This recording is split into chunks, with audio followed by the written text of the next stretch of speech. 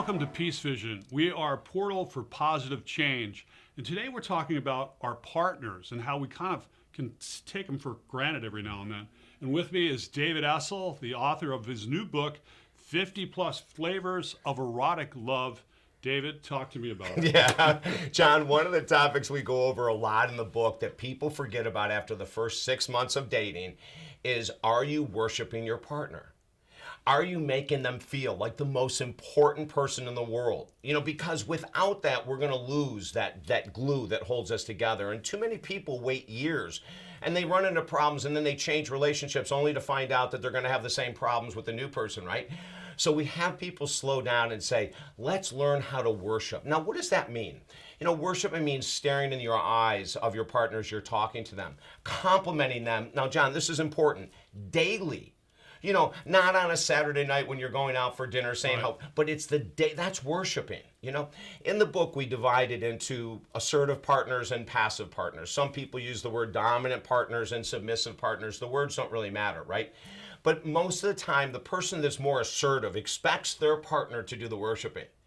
In the book, we're reversing it. We're making it equal, right? In the book, we're saying it's got to be equal. Right.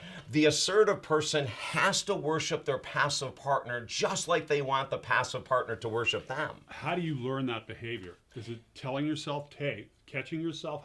What do you recommend Well, here? we teach a tool where we have them go home and write down a list of things that they're really appreciative of their partner for. You know, it could be their eye color, it could be the way they take care of the kids, it could be that they always follow their words. You know, we have them write down So these. it's real. It's got to be real. You know, it can't be fake. Yeah. If you give a compliment, oh my God, your eyes match your earrings, it looks beautiful. If you mean it, that's worshiping. Like that means I'm paying attention to you. You're important to me. But if you're saying it for a motive, or if you're saying it because you feel you're supposed to, for God's sake, it's not going to come through, right?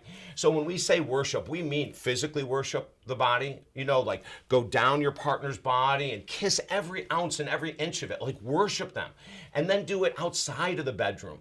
Send them a text during the day saying, I just want you to know how important you are in my life. That's worshiping.